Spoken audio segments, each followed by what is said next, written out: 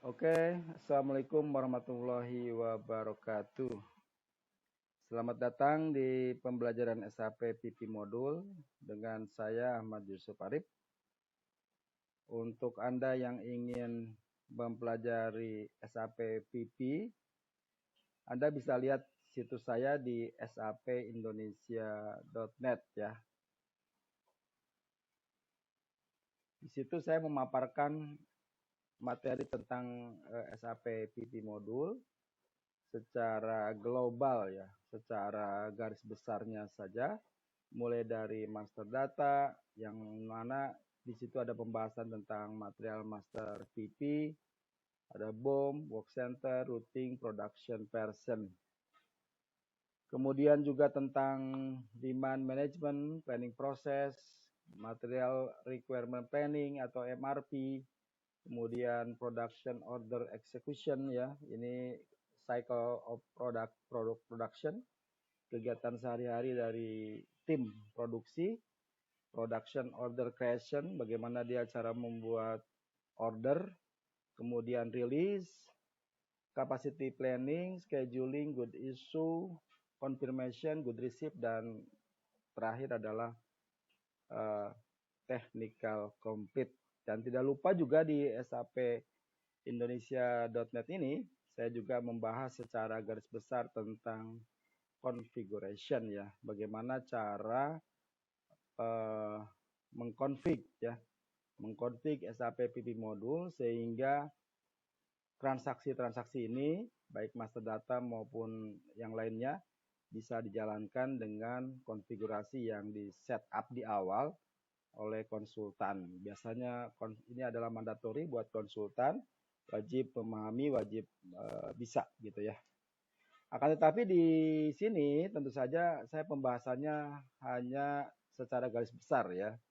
Anda bisa baca-baca dari artikel-artikel yang saya buat ya, dari semua materi yang di sini ada semua. Nah, kalau Anda masih bingung, Anda bisa lihat di sini di menu-menu yang atas ini. Misalnya Anda ingin mempelajari master data, nanti di sini sudah terkategori gitu ya, terrangkum baik master data work center gitu kan ya. Ini ureannya banyak, ada master data work center 1, kedua, seterusnya gitu ya. Kemudian juga bill of material, BOM ya, BOM sesi 3, BOM yang kedua, BOM yang pertama, kemudian apa lagi tuh?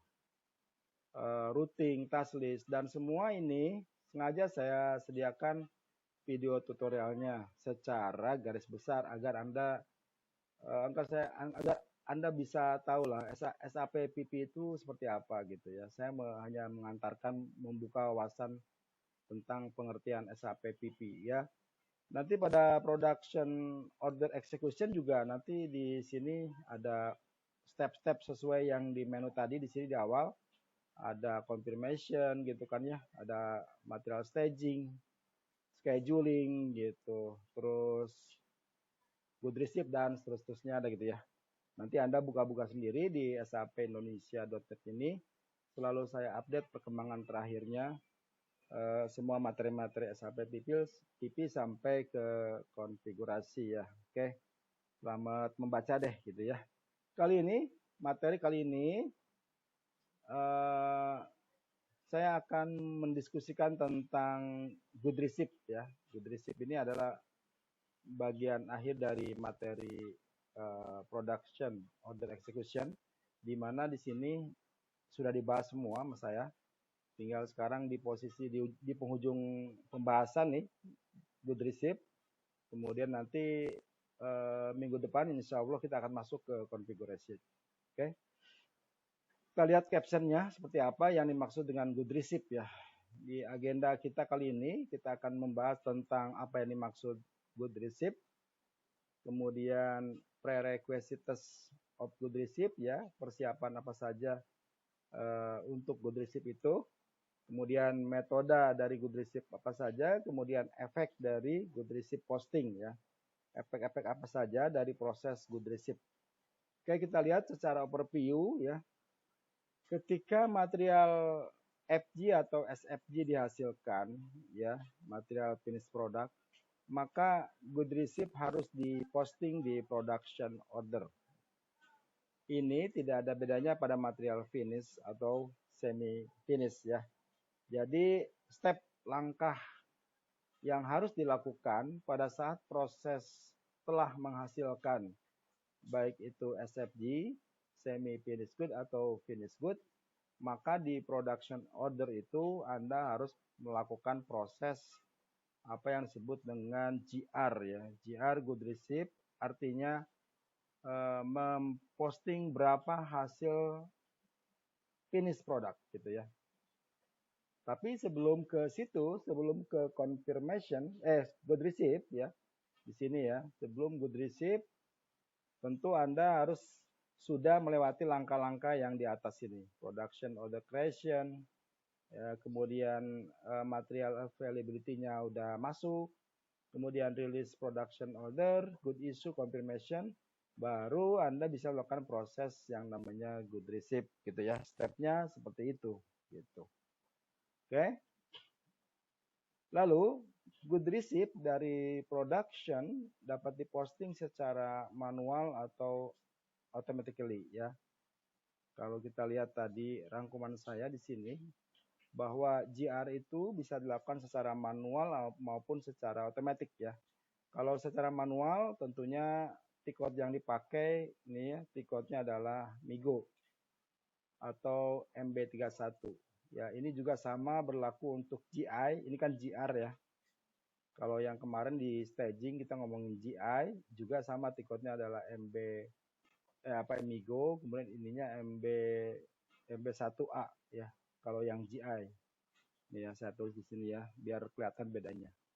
Kalau yang GI manually itu kemarin di material staging pembahasan kita itu T-code-nya adalah MIGO dan MB1A gitu ya. Ini lama-lama juga hafal lah, harusnya sih dihafal. Untuk orang produksi biasanya dia udah habit gitu, udah biasa.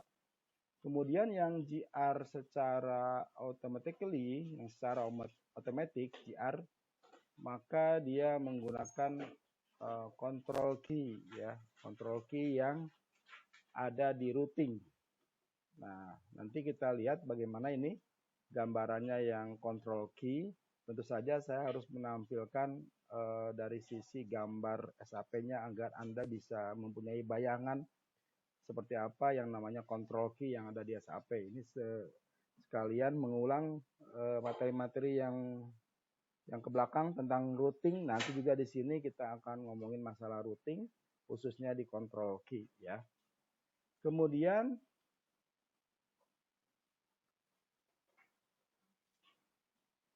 automatic good receipt dapat dikontrol secara khusus pada operation ya. Kita yang sebut tadi kita otomatiknya itu di operation dipasangkan atau material production scheduling profile. Jadi ada dua cara yang otomatis itu, yang untuk GR yang otomatis pertama ini ya adalah dengan memasangkan control key pada operation atau pada routing. Kemudian yang kedua dengan production scheduling profile ya. Nah, ini nanti saya juga akan menunjukkan nih gambarnya di mana. Jadi dengan adanya dua ini, maka GR bisa dilakukan secara otomatis ya, tidak usah harus input lagi seperti MIGO. Ya, khawatirkan banyak kesalahan kalau input secara manual.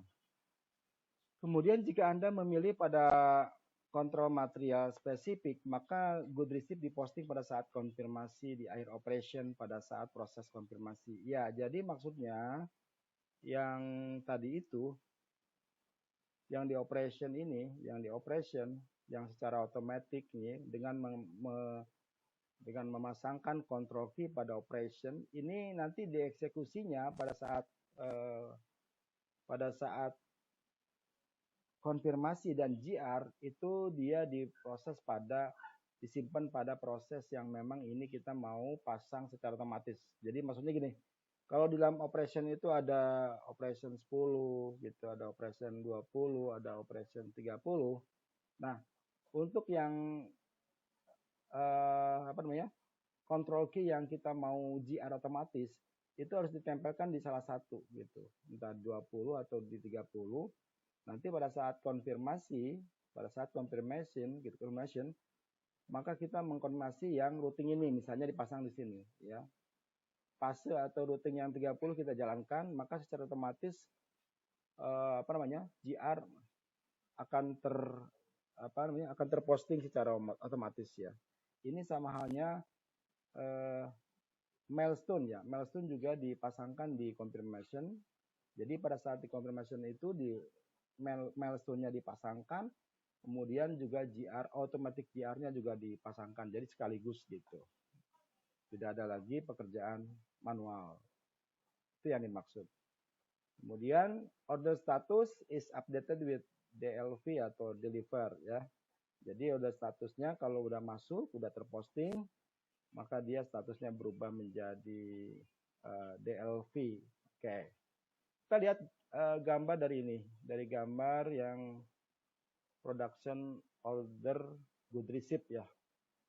Secara garis besar good receipt ini kalau dilihat dari gambar ini ada yang ini sebelah kanan ya berarti ya. Sebelah kanan itu other bisa disebabkan oleh initial entry stock of balance ya. Jadi ini good receipt itu stok masuk gitu ya. Beda dengan good issue. Kalau good issue kan stok keluar. Kalau good receipt itu stok masuk. Nah, masuknya stok itu dari mana? Jalurnya itu yang disebut dari other itu ini dari stock balance. Nah, dari stock balance tiketnya adalah MB1C ya. Coba kita lihat di sini. Saya udah bikin belum? Jadi sekali lagi GR itu adalah good receipt itu adalah stok positif ya. Kalau dari initial stoknya ini dia yang pakainya 561 ya. 561 tiketnya adalah MB. Kalau Anda mau coba mudah-mudahan sih ada otorisasi ya. Kalau di SAPD seharusnya bisa semua sih ya. Di MB1C ya, di MB1C nanti Anda masukkan movement type-nya. Ini sebutnya movement type ya. 561 berarti ini kita akan masukkan initial stok yang positif sebagai stok balance gitu ya. Kemudian without production order atau without purchase order ya. Jadi ini sebaliknya lah, bukan dari sini, bukan dari ini karena memang ini yang contoh yang merah ini for production order berarti GR-nya itu dari order gitu. Kalau dari order ada hasil berarti kan positif. Maka positif dia akan masuk sebagai good receipt gitu. Yang positifnya tentunya material SFG-nya atau FG-nya ya. Kemudian kalau yang dari for purchase order, nah berarti kalau dari purchase order berarti kan ini dia beli barang ya. Kalau ini kan kita produksi bikin barang, bikin finish good, kemudian jadi hasilnya. Nah itu sebagai good receipt. Kalau kita juga beli barang, raw material atau packaging ke vendor, maka prosesnya juga disebut good receipt karena stok masuk gitu. Stok masuk ke gudang sebagai stok raw mat atau packaging. Oke, jelas ya dari gambar ini.